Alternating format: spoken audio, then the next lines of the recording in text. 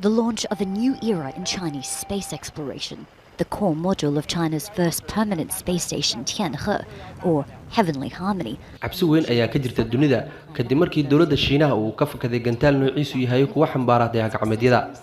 Gantaalka oo dhan 20 tan ayay ahayd inuu ku dhaco badweynta Hindiya, balse waxaa lumay hanaankii loo kontaroolay.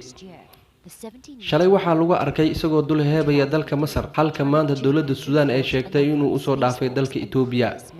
Gantaalka oo la sheegay inuu ku soconayo xawaare aad u sareysa, magaciisuna la yiraahdo Longa March Conton ayaa laga cabsi qabaa inuu ku dhaco magaalo ka tirsan Afrika, taas oo sababaysa dhibaato aad u ballaaran.